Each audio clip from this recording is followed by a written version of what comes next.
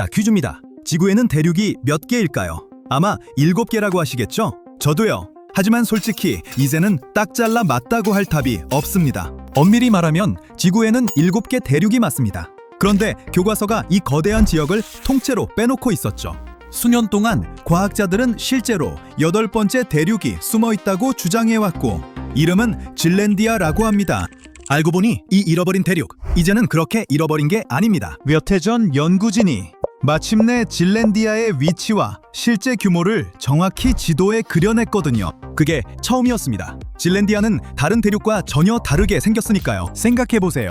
아시아, 유럽, 아프리카는 우주에서도 보입니다. 아니, 지금 당장 발밑만 내려다봐도 되죠. 우리는 지금 대륙 위에 서 있습니다.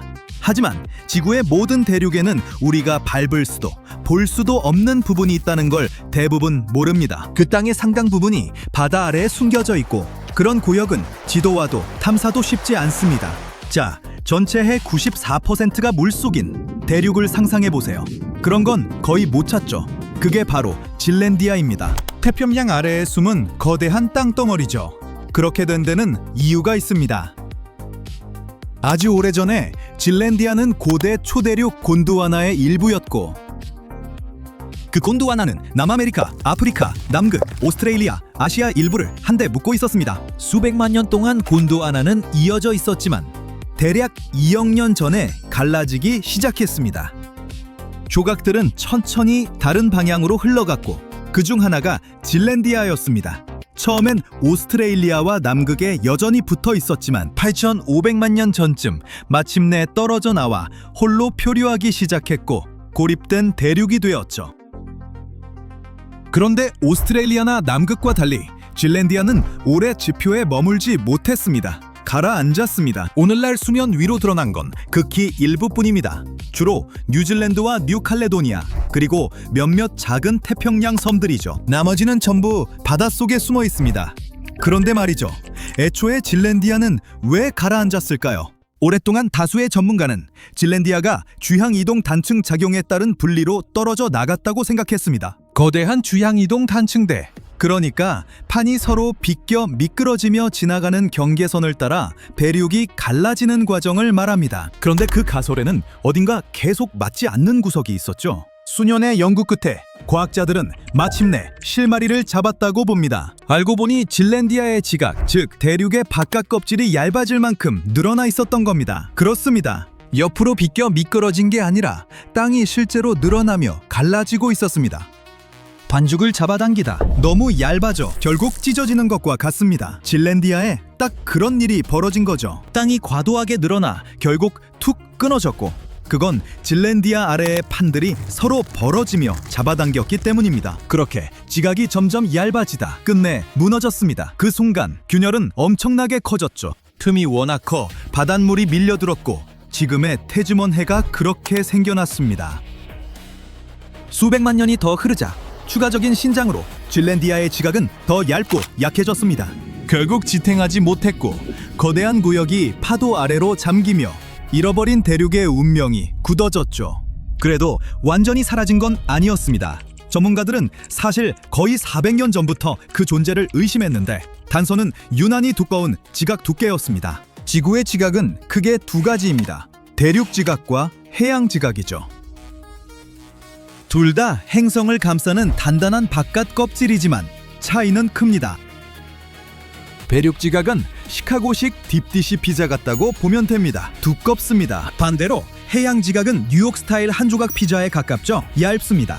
이제 두 조각을 물탱크에 넣는다고 생각해보죠. 어떻게 될까요? 딥디시는 더 가볍다고 치죠. 그래서 뜹니다. 대륙이 바다보다 위에 있는 이유가 이겁니다. 뉴욕 한 조각은 더 무거워서 탱크 바닥으로 가라앉고, 그래서 해양 지각이 더 낮아져 바다 바닥을 이룹니다. 또 하나 중요한 차이가 있습니다. 대륙 지각은 다양한 종류의 암석으로 이루어져 있고, 해양 지각은 주로 현무암입니다. 화산 분출로 생기는 어두운 화성암이죠. 이를 바탕으로 과학자들은 첨단 기술로 남태평양을 조사했고, 결과는 놀라웠습니다.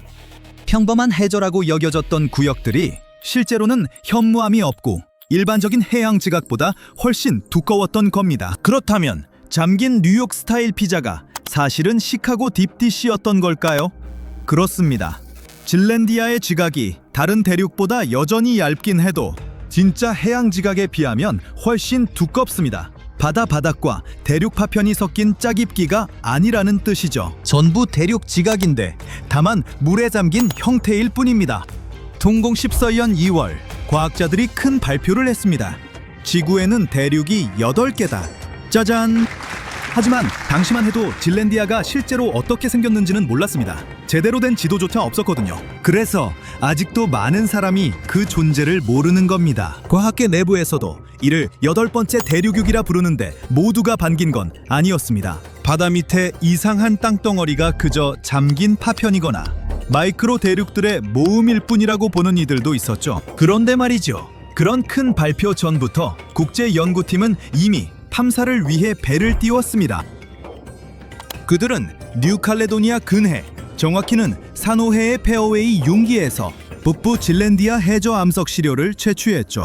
6해가 흐른 뒤 바로 그 시료가 질랜디아의 중대한 비밀을 풀었습니다. 실제 크기였습니다.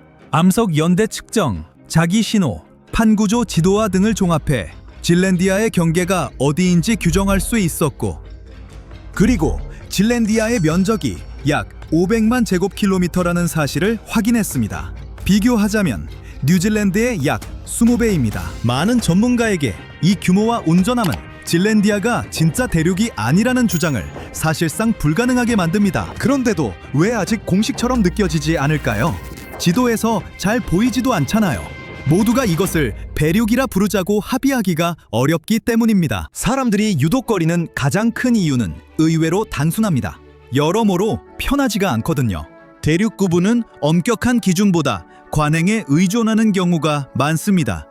관점에 따라 넷, 다섯, 여섯 혹은 7개의 대륙을 인정하기도 하고, 대륙을 관장하는 기관 같은 건 없으니 새 대륙 이름을 정하겠다며 국제위원회가 나와 TV에서 선언할 일도 없습니다. 대륙이 몇 개인지 공식 목록을 만드는 것도 마찬가지죠. 거의 전부가 물속이라는 점도 질랜디아에게 불리합니다.